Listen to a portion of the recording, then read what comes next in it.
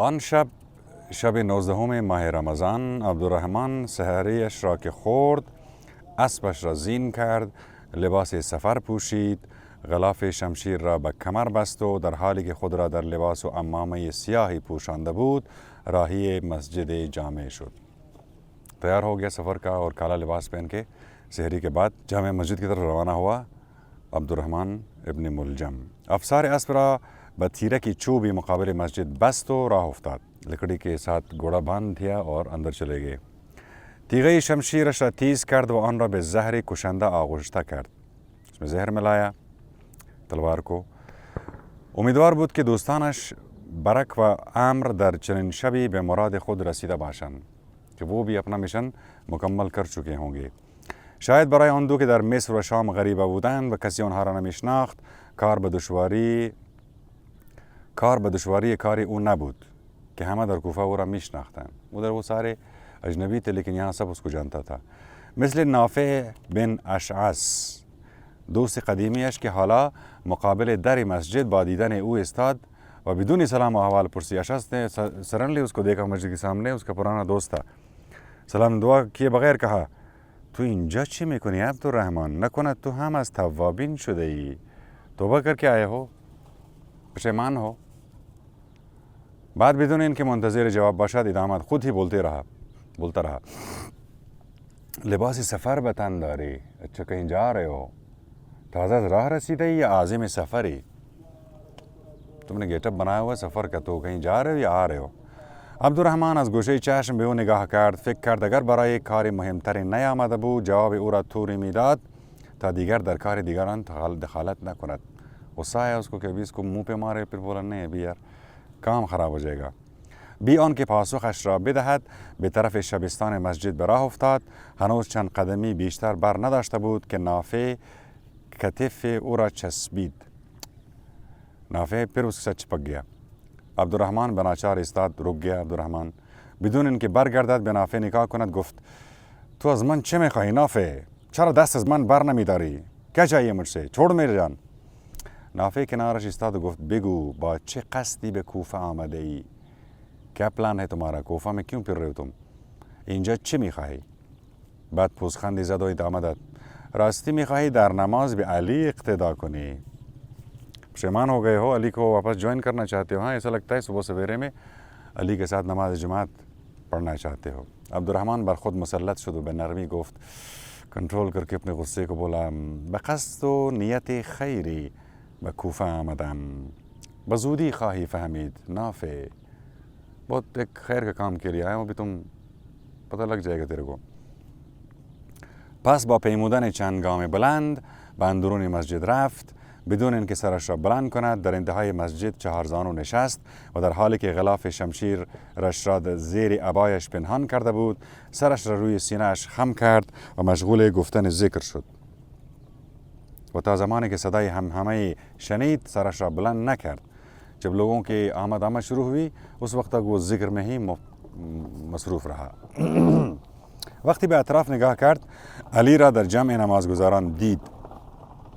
دیکھا کہ علی آئے ہوئے ہیں، جماعت بھی بن رہی ہے. سرش را دوبارہ به زیر انداخت و تا نگاهش در نگاه علی تلاقی نکند. پھر چپ کے بیٹھا رہا تا نمازگزاران به نماز بیستند تا آرامش و سکوت فضای مسجد را پر کند تا صدای تکبیر علی برخیزد. نماز کے لیے خاموشی ہو جائے. علی بولے اللہ اکبر تا علی حمد و سوره را بخواند و به رکوع برود و آن وقت او از جا برخیزد و به طرف محراب یورش ببرد و با ضربت شمشیر زهرآلود علی را به قتل برساند. یہ پلان ہے اس کا، کیلکولیشن. علی در سجده بود و جز او همه نمازگزاران صدای محکم پاهای عبدالرحمن را شنیدند. بس علی کو سنائی نہیں دیا صرف، باقی سب نے سنا کہ یہ کوئی جا رہا ہے، واک کر رہا ہے. کسی انگار می دوید اور یہ چل نہیں رہا، دوڑ رہا ہے. کسی کے نعرہ بلندی کشید، پھر فریاد کیا اور پیش از آن که علی سرش را از سجده بردارد او را در محراب نقش زمین کرد. اسٹرائک کیا، وار کیا وہیں سجدے میں. آنهایی که سر سجده برداشتند دیدند که مردی با شمشیر خونالود به طرف در خروجی مسجد می‌دوید. فریاد نافع اولین فریادی بود که برخاست. اور وہی نافع نے دیکھ لیا اس کو اور چیخ پڑا بگیرید این حرام زاده را، بگیرید. جانه نپایه. چند نفری به طرف او یورش بردند و پیش از این که از در خارج شود به چنگش آوردند. نکلنے سے پہلے ہی دبوچ لیا اس کو. صدای تکبیر و واویلا از محراب بلند شده بود.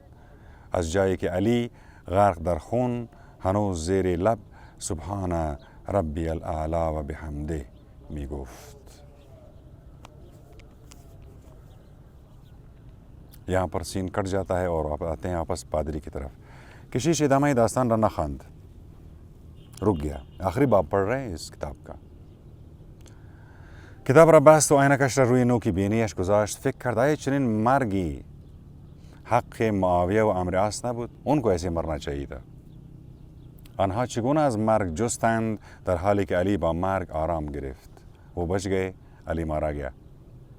قلبی در سینه مردی از تپش افتاد که خسته بود از نافرمانی و نامهربانی امتش. به سطوح آمده بود و می گفت خدایا من این مردم را از پند و تذکرهایم خسته کردم. یہ بھی تھک گئے مجھ سے. آنها نیز مرا خسته نمودند. میں بھی تھک گیا ہوں نصیحت کرتے کرتے. آنها از من به سطوح آمده اند و من از آنها به تنگ آمده ام. دل شکسته ام. به جای آنان افراد بهتری به من مرحمت فرما و به جای من بدتر از هر کس را بر آنان مسلط کن. یہ دعائے علی ہے. انہوں نے میری بات نہیں مانی، مجھ سے تنگ آ گئے ہیں، مجھ سے جان چڑھانا چاہتے ہیں. مجھے عطا کر ایسی امت جو ان سے بہتر ہو، اور ان کے لیے عطا کر ایسا حکمران جو مجھ سے کئی درجے بدتر ہو. کشیش نهج البلاغه را برداشت. دیده بود که علی وصیت نامه‌ای دارد. دلش می‌خواست بداند علی پس از به خون در غلطیدن چه وصیتی داشته است. وہی اس پر ٹارگیٹ کلنگ ہوا ہے تو وہ کیسے کیا وصیت کر رہے ہیں. یہ پادری کے لیے ایک دلچسپ سوال تھا. کتاب را ورق زد. نهج البلاغه کھولا. امام علی کا وصیت پڑھنا شروع کیا. نامه 47. وصیت نامه او و پسرانش حسن و حسین.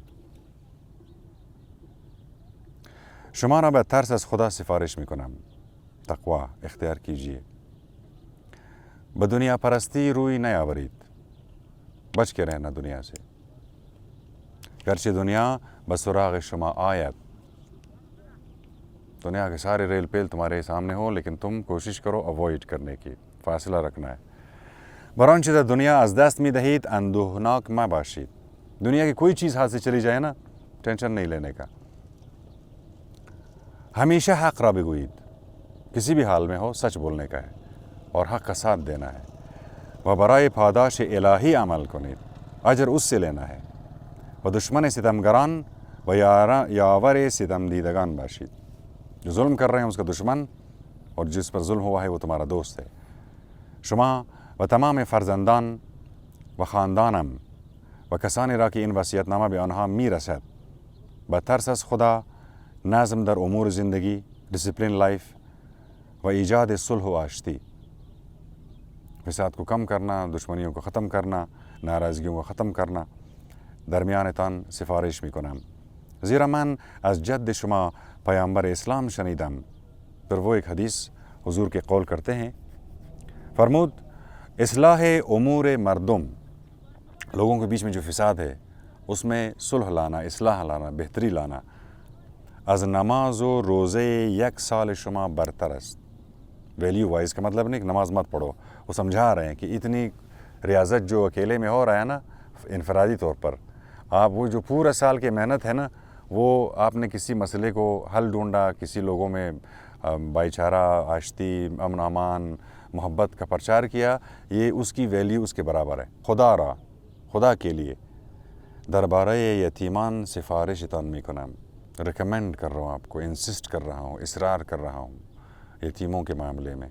مبادا آنان گاهی سیر و گاهی گرسنه بمانند و حقوقشان ضایع گردد، کہ کبھی وہ کھانا مس ہو جائے، ان سے مس نہیں ہونا چاہیے.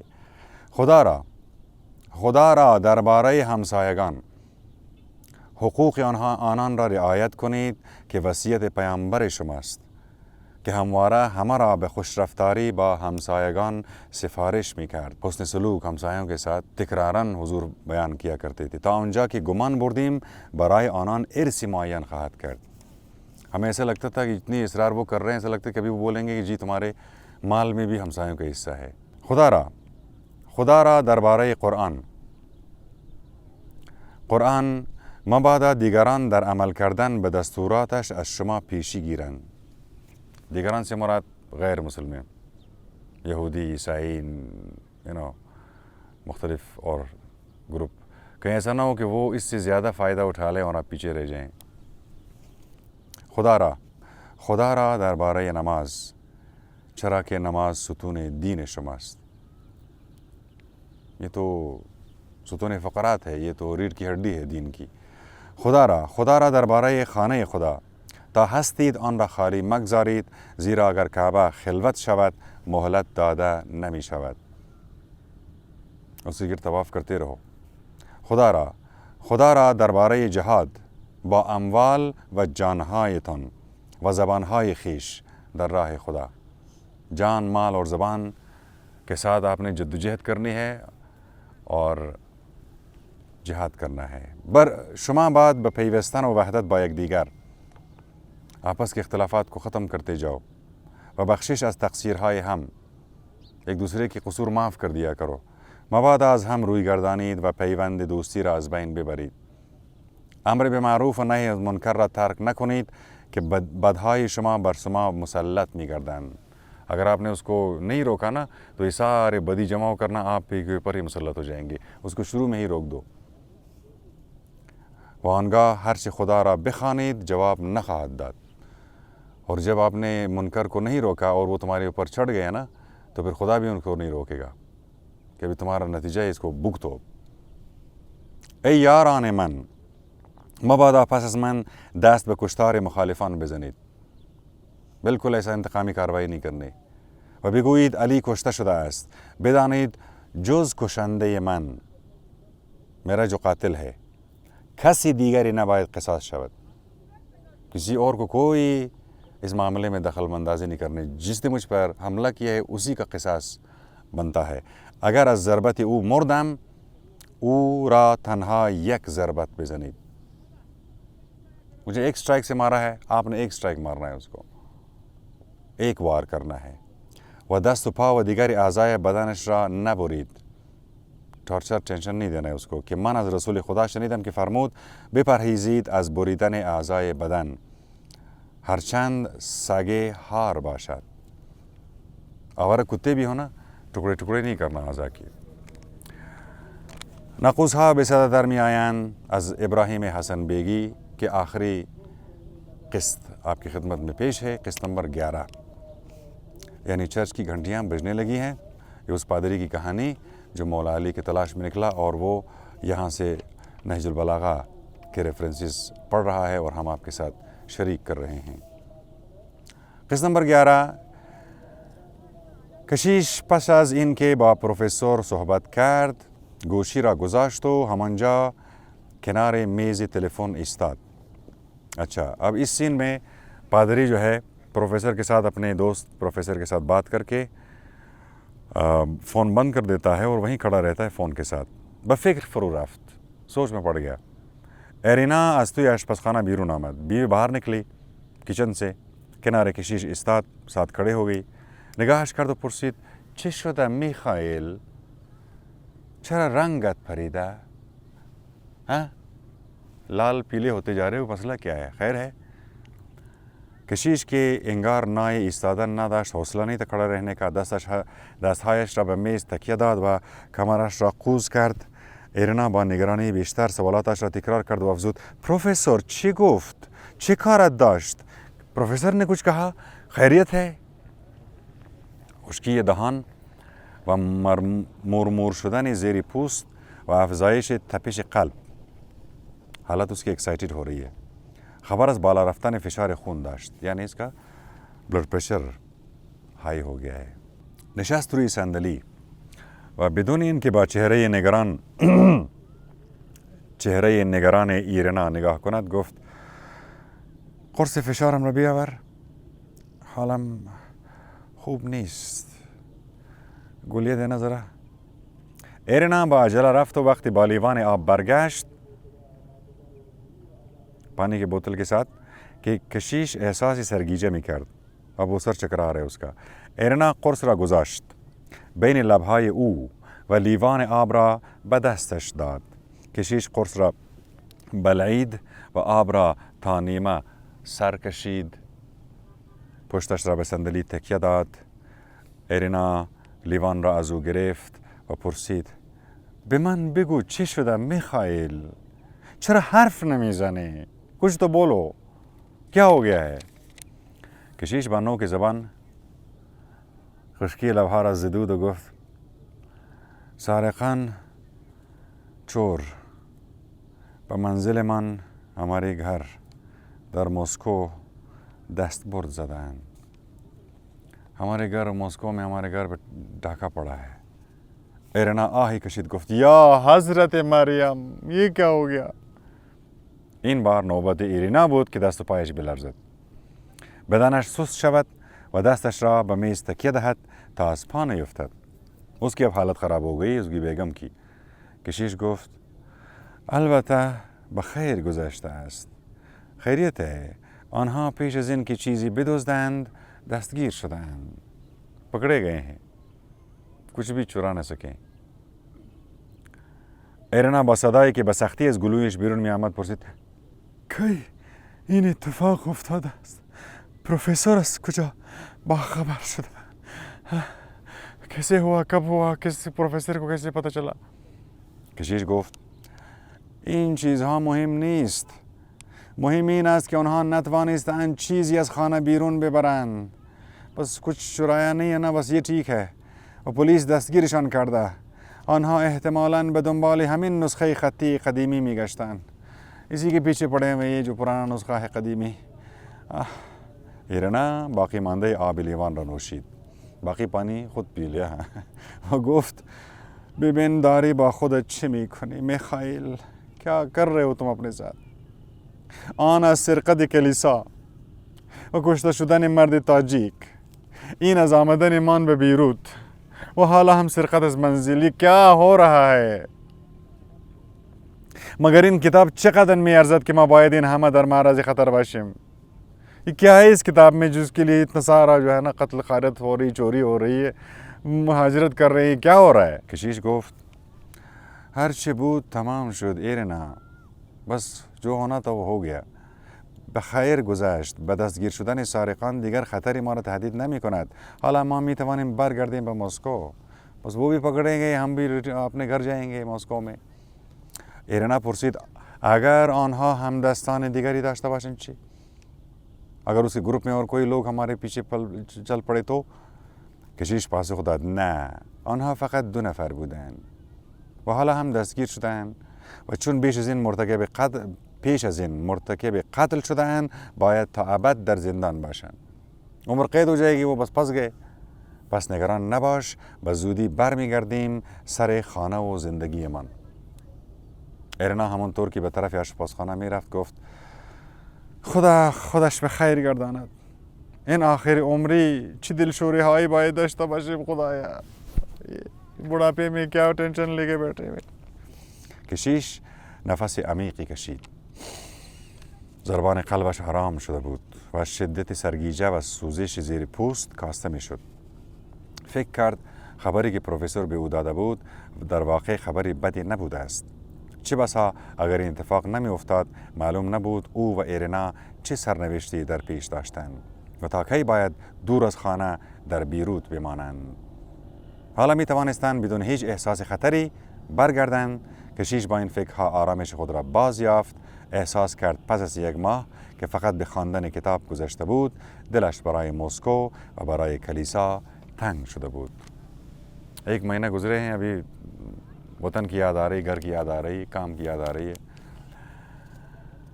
خریداری کی ایرنا انجام داده بود. ابھی وہ لوگ کچھ شاپنگ کر رہے ہیں جانے سے پہلے. سوغاتی هایی که یولا بسته بندی کرده بود و کتاب هایی که کشیش خریده بود اب سارے پیکنگ ہو رہی ہے. جس نے جو کچھ بھی خریدا ہے توی چمدان و ساک دستی آنها جا نمیشد.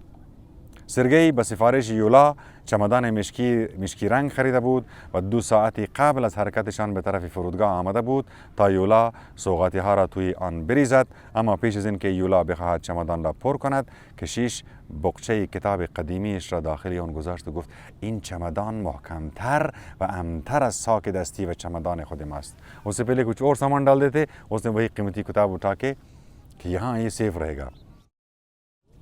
ایرنا به سرگئی نگاه کرد و گفت میبینی سرگئی همه فکر و ذکر شده کتاب های قدیمی بس اس کو پرانی کتابیں اس کا سب کچھ بس وہی ہے. بعد رو به کشیش گفت همین کتاب هاست که ما را به این روز انداخته. اسی کی وجہ سے تم اس حالت میں. کشیش قبایش را تا کرد روی بخچه کتاب قدیمی گذاشت. اپنا قبا نکال کے اس نے اس کچڑی پہ کے اوپر رکھ دیا اپنی قبا و گفت ندیده بودم هیچ وقت از کتابهای من شکایتی کنی. ایرنا کیا ہو گئے تم کو؟ پہلے تو تمہاری کبھی شکایت نہیں رہی میری کتابوں سے. ایرنا چشمت خورده به پسر و عروست سر کتابهای من غور میزنی. اچھا تیرے بیٹا اور تمہاری ادھر بہو سامنے اس لیے تم ابھی ایسی لمبی چوڑی چھوڑے جا رہے ہو نا. خیر نہیں تمہارا تم سب مسکوبور. آنوشا عروسک به دست چوٹی بچی ہاتھ میں گڑیا لے کے آئی. از اتاقش بیرون آمد. عروسکش را به طرف کشیش گرفت و گفت بابا بزرگ این عروسک مال شما باشد. من دیگر نمیخوامش. یہ گڑیا آپ کی مجھے اور نہیں چاہیے. کشیش عروسک را از او گرفت لبخند زد و گفت چه عروسک قشنگی است. کتنی پیاری گڑیا ہے یہ. حیف است مامان بزرگت با این عروسک بازی نکند. میرے خیال میں یہ بہت پیاری گڑیا ہے. تیری دادی کے حوالے کر دوں گا. یہ آئندہ اس کے ساتھ کھیلا کرے گی. عروسک را داخل چمدان گذاشت و گونه‌های آنوشا را بوسید. ایرنا گفت معلوم نیست چی بلای سر خانه و زندگی ام آمده. پتہ نہیں انہوں نے کیا کر دیا میرے گھر کے ساتھ. سرگئی دستش را گذاشت روی شانه مادرش و گفت غصه نخور مادر. مگر دوست پدر نگفته بود که دزدها قبل از خروج از خانه دستگیر شدند؟ آپ کو تو پتہ ہے وہ پکڑے گئے ہیں. کچھ بھی نہیں چرایا ہے. پس نگران چه هستی؟ یولا گفت حالا که همین چیز بخیر گذشته است همه چیز این مدت که اینجا بودید به ما خیلی خوش گذشت. بڑی خوشی ہوئی اب لوگ آئے ادھر. سرگئی به ساعتش نگاه کرد و گفت حالا یکی 2 ساعت وقت هست که راه بیفتیم. بهتر است بنشینیم. 1-2 گھنٹے ہمارے پاس ہیں. بیٹھتے ہیں. سرگئی و کشیش روی موبل نشستن. صوفے پر بیٹھ گئے. سرگئی اور پادری. یولا به آشپزخانه رفت و ایرنا مشغول جمع کردن وسایل و بستن ساک دستی و چمدان ها بیگ وغیرہ پیکنگ کر رہے ہیں. سرگئی نے اس کا بیٹا پادری کی طرف رخ کر کے کہہ رہے ہیں حتما خوشحالید که برمیگردید مسکو. چون با خیال راحت میتوانید کتابهایی را که خریدید بخوانید و بعدش هم یک کتاب درباره علی بنویسید. درست مثل دوستتان جورداق. بس آپ تو خوشی سے پھولے نہ سارا مار رہے ہوں گے. کتابیں بھی آپ کو مل گئیں. اب علی پر تحقیق ہوگی اور پھر آپ اس پر کتاب بھی لکھیں گے. کشیش گفت از من گذشته سرگئی. میں اب کیا کر سکتا ہوں. دیگر عمر چندانی باقی نمانده است. اما به تو یک توصیه جدی دارم. تو میرا بیٹا ہے نا. میں تیرے کو ایک وصیت کروں گا. میرے پاس تو شاید زیادہ ٹائم بھی نہ ہو. و آن این که از خودت یک ماشین فعال و بازده اقتصادی نساز. ایک گزارش تیری ہے کہ اپنے آپ کو اس اقتصاد کے لیے اس اکنامی کے لیے اس دنیا کے لیے اس کاروبار کے لیے اس بازار کے لیے ایک مشین مت بناؤ جو پیسے چاپتا ہو بس. پلیز هر قدر هم که پول داشته باشی و از امکانات بالای زندگی بهره بگیری اما بی‌نیاز از غذای روح نیستی. ساری دنیا کی مٹیریل تم کو پہنچ جائے پھر بھی روح کی غذا کے لیے تم بلکو گے. و کتاب غذائے روح آدمی است. اب کیا کرو گے میرے بچے؟ مال جتنا بھی جمع کرو گے وہ حال کا پورشن کتاب میں ہی آپ کے ساتھ غذا بنے گی. زمانے برائے خودت در نظر بگیر. کچھ اپنے لیے بھی وقت نکالا کرو اور مطالعہ کن اور پڑھا کرو. مخصوصاً زندگی نامہ افراد بزرگ و نامدار جہان را بخوان و الگوی زندگیت قرار بھی دے. رول ماڈلز ڈھونڈو مشاہیر عالم میں، بزرگوں میں. پڑھو اور پھر سوچو اچھا میری زندگی تو اس طرح نہیں ہے. اگر تنہا به یک ماشین بزرگ پولساز تبدیل شوی، پیسے چھاپنے والی مشین بہت بڑی بن گئے تم، مثل ہر ماشین دیگری فرسودہ خواہی شد. آخر میں تو تم کچرا بن جائے گا، تمہارا کباڑا بن جائے گا. و ماشین های مدل بالاتر جایت را میگیرن اور مشینیں لا کے تمہاری جگہ لے لیں گے، ریپلیسمنٹ. پس پسرم، سرگئی عزیز، تھوڑی زندگی کن کہ علاوہ بر بہرہ جویی از دنیا چیزی را ہم برای آخرتت ذخیرہ کنی.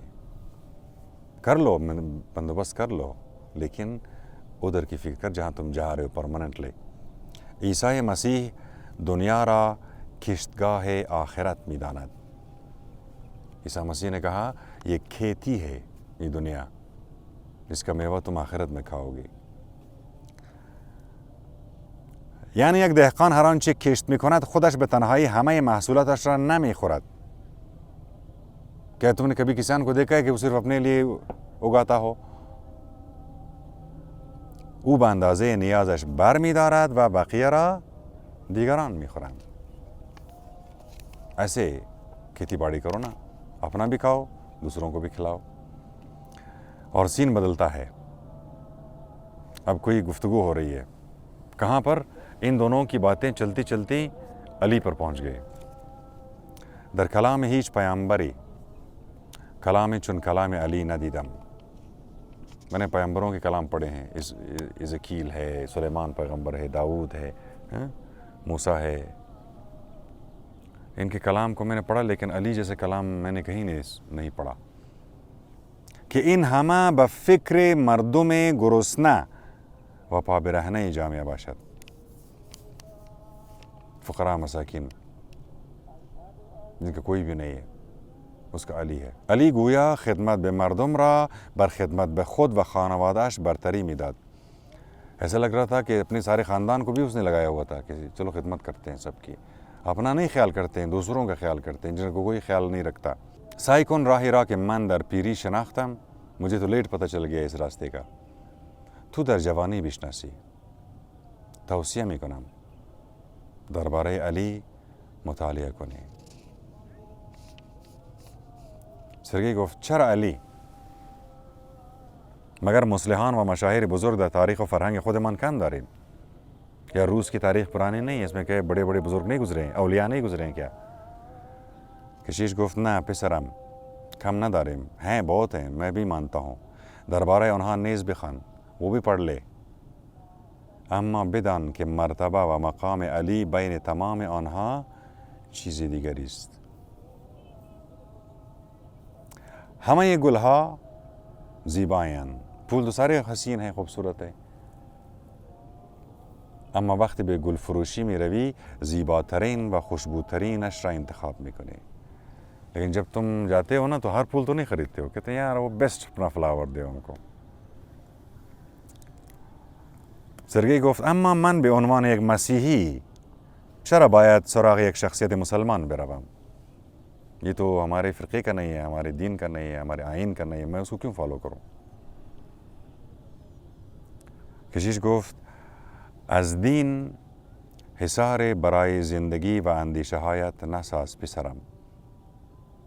اپنے ہی لائف کو اور اپنے ہی خیالات کو بچانے کے لیے تم نے دین کا ایک ڈیفنس سسٹم بنا ہوا ہے، دیوار بنائی ہوئی کہ ادھر مت آؤ، مجھے مت چھیڑو.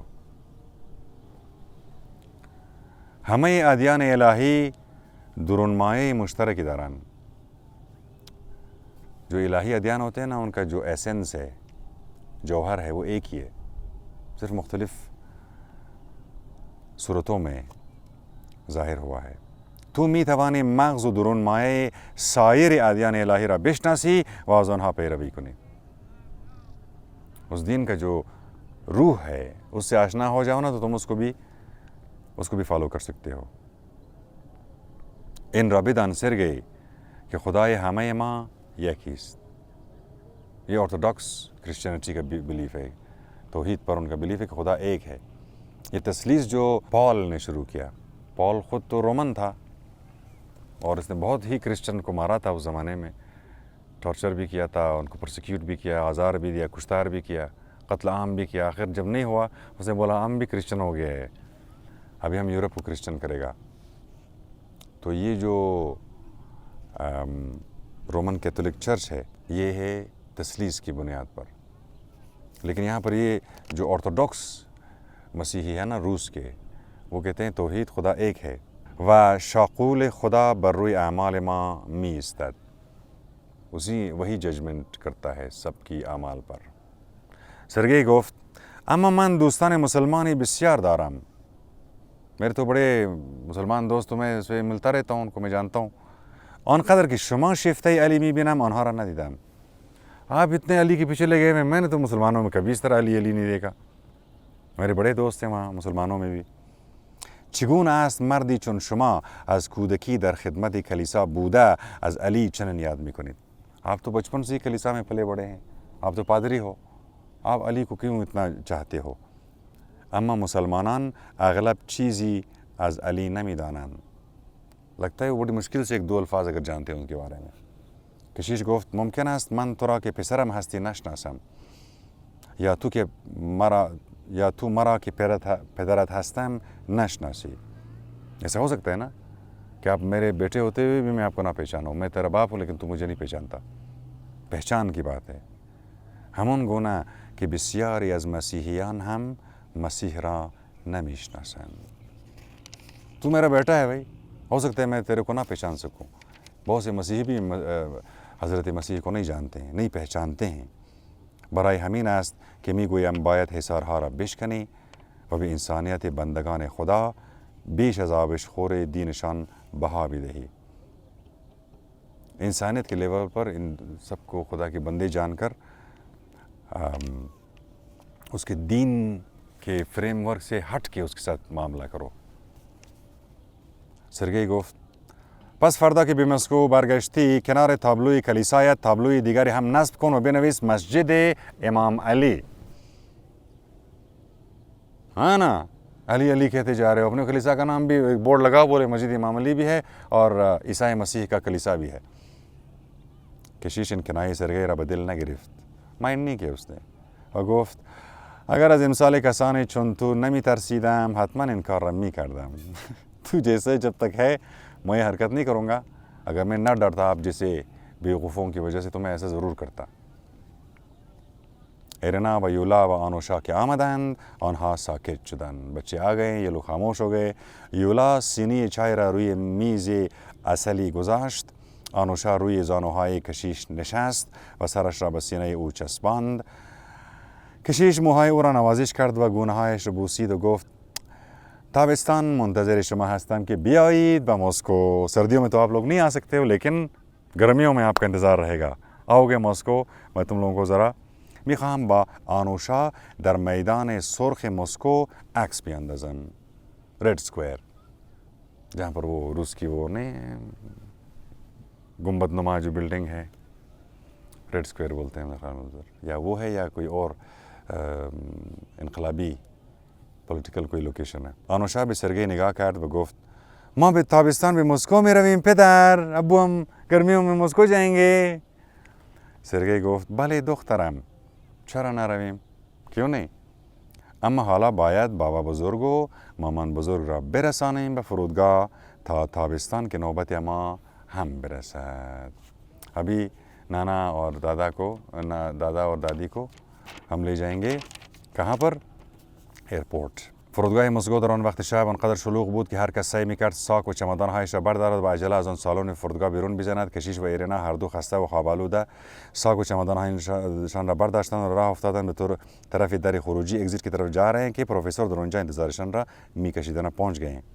او به محض دیدن کشیش جلو آمد، همدیگر را در آغوش گرفتند و کشیش شرمزده از او عذرخواهی کرد که مجبور شده است این وقت شب به فرودگاه بیاید. اتنی رات گئے، آپ کو مجھے تکلیف دی، معذرت چاہتا ہوں پروفیسر صاحب. بین راه توی ماشین لای سفید رنگ لادای ماشین لادای سفید رنگ پروفیسور، لادا کوئی روسی شاید گاڑی ہے. ایرنا میخواست کہ ماجرای سارقان منزل از زبان پروفیسور بشنود. اب ایرنا بیگم کوشش کر رہی ہے کہ ذرا بتائیں کس طرح چوری ہوئی ہمارے گھر میں. پروفیسر سے پوچھنے کی کوشش کر رہے ہیں. وہ ہمیں ماجرا را شرح داد و در نہایت گفت اور وہ بول پڑا، ساری اسٹوری کر لی اس نے. اور آخر میں یہ کہا اول باید به اداره پولیس برویم. گھر جانے سے پہلے تھانے چلتے ہیں. لازم است مأموری با ما بیاید تا مهر و موم در خانه را باز کند، کیونکہ لاک کیا ہے، اس کو سیل کر دیا گھر کو، تو وہ کوئی سپاہی آ کر کھولے گا اس کو.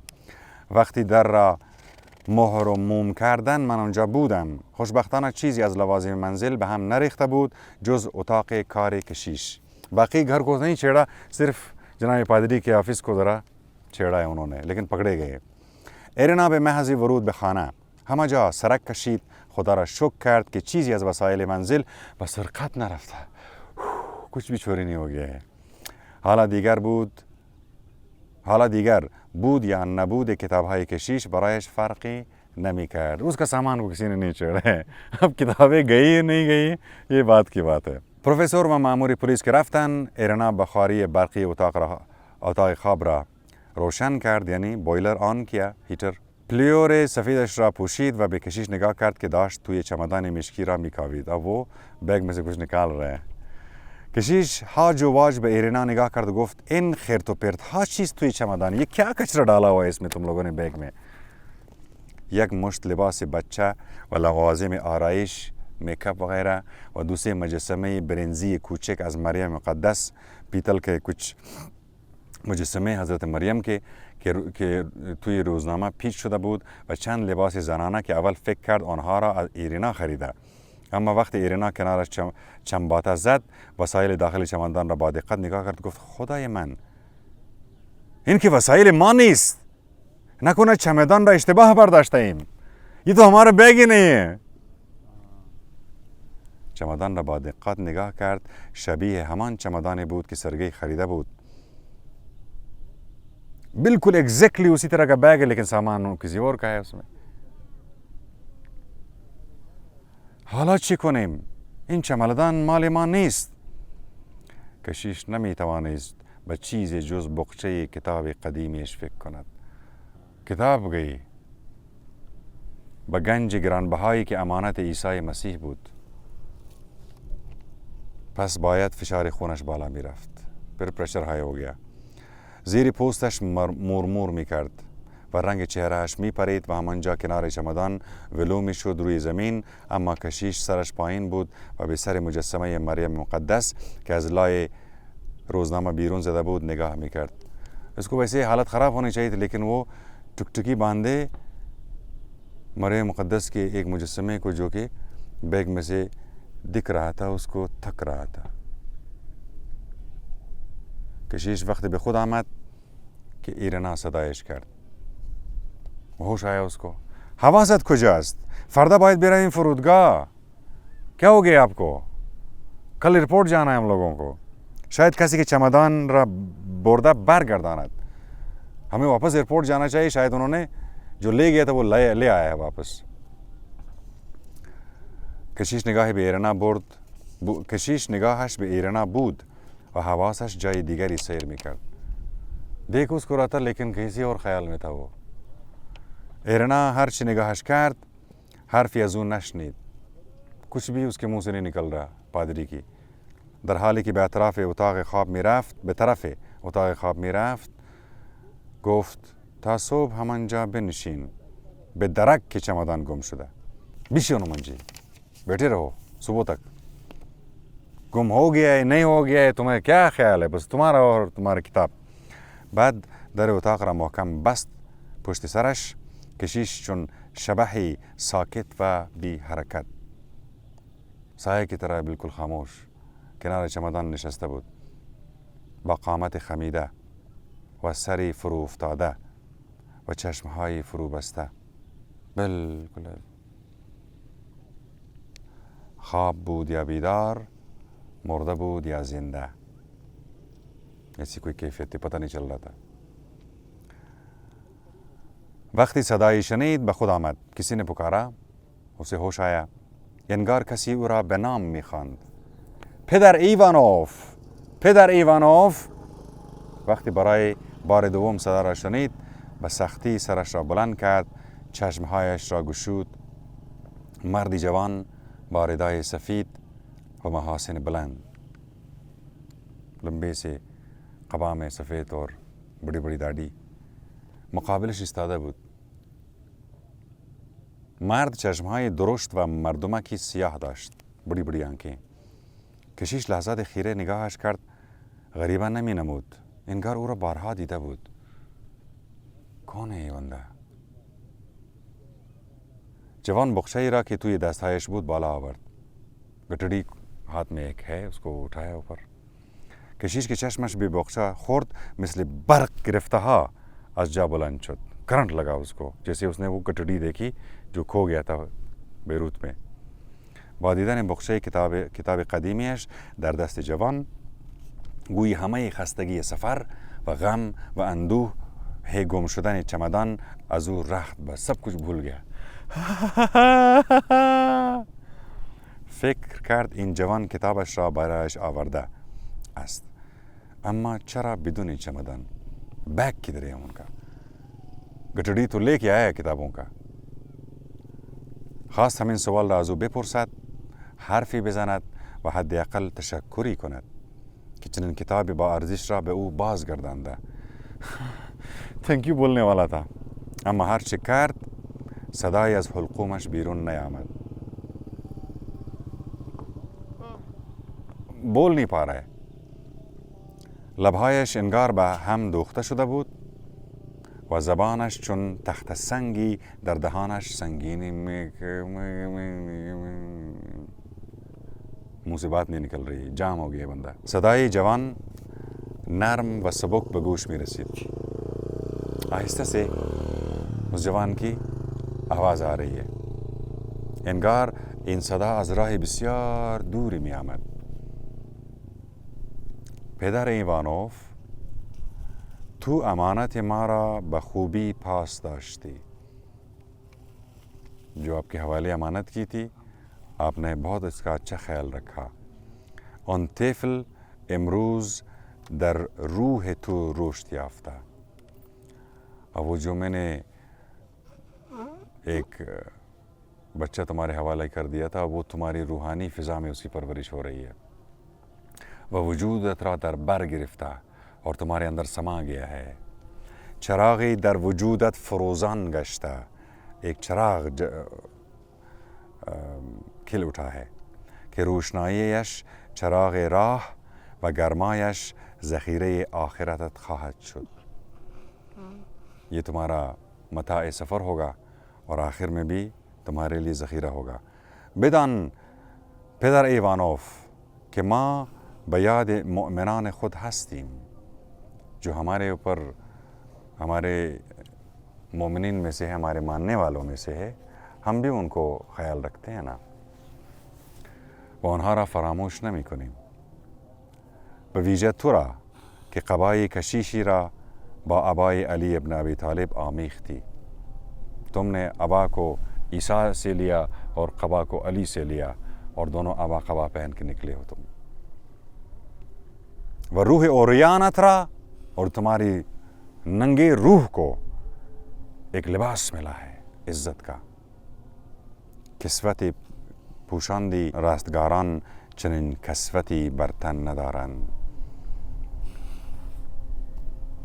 جو فوز العظیم تو پہنچتے ہیں، جو کامیاب ہو جاتے ہیں، جو اس معرکہ دنیا و آخرت میں سرخرو ہو جاتے ہیں، تم بھی ان کے حصے میں شامل ہو گیا.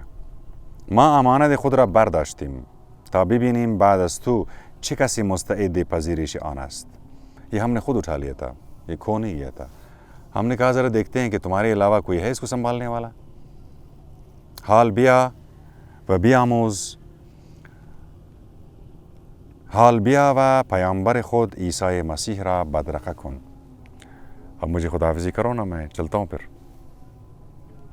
عیسی ابن مریم کو جو تمہارا پیامبر ہے، اس کے بدرقے میں ایک دو قدم آ جاؤ. کشیش گنگ و گیج شده بود. اس کو سمجھ نہیں آ رہا تھا کہ خواب دیکھ رہا ہوں، بیدار ہوں، کیا ہو رہا ہے. نمیدانست خواب است یا بیدار، بسختی قدمی به جلو برداشت. جوان بجائے ان کے بطرف در خروجی بھی رود، ایگزٹ دروازے کی طرف بجانے کے بجائے بسوی دیواری رفت که تابلوی قدیمی از عیسی مسیح روی آن نصب شده بود. ان کا جو ایک لگا ہوا تھا نشان، اسی نشان کی طرف چلے گئے. و کشیش دیگر نای حرکت نداشت. ایستاد و به جوان نگاه کرد که کم کم تبدیل به نور شد. به حاله سفید که به طرف تابلو رفت و در آن محو گردید. ریزولو ہو گئے اسی نشان میں مسیح کے. کشیش با صدای ایرنا به خود آمد. آخری جملے پیش خدمت ہے اس داستان کے. کشیش با صدای ایرنا به خود آمد و چشمهایش را باز کرد. جب ایرنا اس کی بیگم نے پکارا اس کو تو اس کو ہوش آ گیا، کیفیت سے نکل گیا. خدا مرگم بدهد، از دیشب تا حالا اینجا خوابیده ای؟ بلند شو که باید برویم فرودگاه. ایرپورت نہیں جانا ہے، ساری رات تو ادھری بیٹھا رہا ہے. شاید بشود چمدانمان را پیدا کنیم. بلند شو، دست صورت را بشوی تا من صبحانت را آماده کنم. ناشتہ کرتے ہیں، دیر ہو گئی ہے. ڈھونڈنے نکلتے ہیں اپنے بیگ کو. کشیش به عکس عیسی مسیح روی دیوار نگاه کرد و گفت لازم نیست برویم فرودگاه. ایرپورت جانے کی کوئی ضرورت نہیں ہے. کارهای مهمتری هست که باید انجام بدهیم. اور ہم نے یہ مہم کام سر انجام دیا. 11 قسطوں پر، مختصر قسطوں پر مشتمل یہ پادری کی کہانی جو مولا علی کی آشنائی میں عیسی مسیح کو بھی پا لیا اور علی کو بھی پایا. یعنی عیسیٰ کا کلیسا ہو اور علی کا سجدگاہ. ناقوسها به صدا درآمدند، گھنٹیاں بجنے لگی ہیں چرچ کی. اور امید کرتے ہیں کہ یہ ایک داستان اردو سے فارسی دونوں زبانوں میں پڑھنے والے، سننے والے اس داستان کو انجوائے کیا ہوگا اور ایک دفعہ پھر سے علی، مولا علی کی ولایت کا ایک تازہ شگفتہ تحفہ آپ کی خدمت میں نور بن ٹی وی کے وساطت سے اور امن جی ٹیم کی معیت میں یہ کام، مہم کام سر انجام پا گیا. آداب حضور، نور بن نور.